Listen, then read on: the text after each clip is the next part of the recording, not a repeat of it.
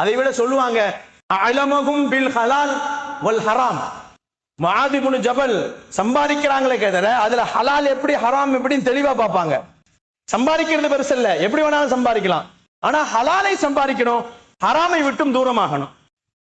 அதாவது சம்பாதிப்பதையும் ஹலாலா இருக்கணும், செலவு செய்யறதும் ஹலாலா இருக்கணும்.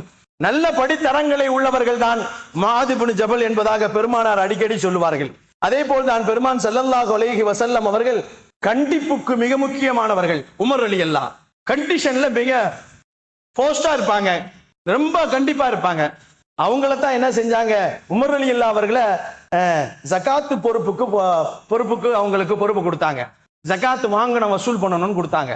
உமர் ரலியல்லாஹு என்ன செய்வாங்கன்னா, வெளியில போய் எல்லாத்தையும் போய் ஜகாத்தை வாங்கிட்டு வந்து பைத்துல் மால்ல வச்சு அதை என்ன செய்வாங்க, எல்லாருக்கும் தேவையானவங்களுக்கு கொடுத்து நாட்டிலேயே ஏழைகள் இல்லாமல் ஆக்கணும்ன்ற ஒரு எண்ணத்துல தான் அந்த ஜகாத் வசூலிக்கப்பட்டது.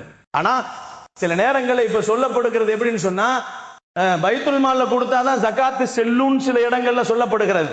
அதெல்லாம் ஒண்ணும் கிடையாது. அன்றைய காலகட்டங்கள் இஸ்லாமிய ஆட்சி இருந்துச்சு. அந்த இஸ்லாமிய ஆட்சி காலங்களிலே ஜகாத்து கொடுப்பதற்கு தெரியாத காலங்களா இருந்துச்சு. ஆனால் பெருமானார் ஸல்லல்லாஹு அலைஹி வஸல்லம் அப்பயும் சொன்னாங்க, நீங்க ஜகாத்துக்குரிய பொருட்களை உங்க சொந்தங்களுக்கு முதல்ல கொடுங்க. பைத்துல் மால்ல கொடுத்து தான் கொடுக்கணும்னு இல்ல, பைத்துல் மால்ல உங்களுக்கு மிச்சமானதை கொடுங்க.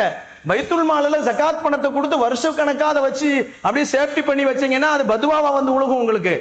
அது மட்டுமல்ல, பைத்துல் மால்ல கொடுக்கிறது எப்படி கொடுக்கப்படுகிறதுன்னு சொன்னா 4 பேருக்கு தெரியுற மாதிரி கொடுக்கப்படுது.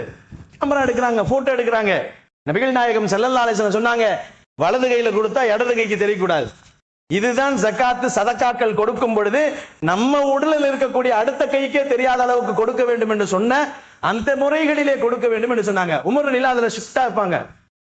இப்னு அப்பாஸ் ரலியல்லாஹு போனாங்க, ஜகாத்தை கொடுங்கன்னு கேட்டாங்க. நபி ஸல்லல்லாஹு அலைஹி வஸல்லம் ஜகாத் வசூலிக்க சொன்னாங்க, கொடுங்கன்றாங்க. அவர் சொன்னார் தர முடியாதுன்னுட்டார். இப்னு அப்பாஸ் ரலியல்லாஹு மிக பரிச்சயமானவங்க, நல்ல எல்லா சஹாபாக்களையும் மிக சிறந்தவங்க அவங்க.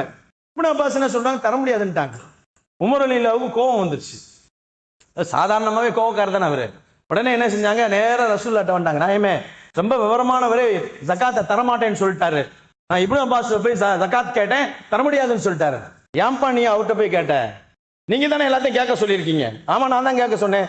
அவர் என்ன செஞ்சிட்டாரு தெரியுமா, போன வருஷம் ஜகாத்தையும் இந்த வருஷம் ஜகாத்தையும் முன்னாடியே கொடுத்துட்டாரு பண்ணிட்டாங்க. அவர்கிட்ட போய் திரும்பி கேட்டா, கொடுத்தவர்கிட்ட போய் கேட்டா அவர் என்ன செய்வார், கோவம் தான் படுவார், தர முடியாதுன்னு சொல்லுவாரு.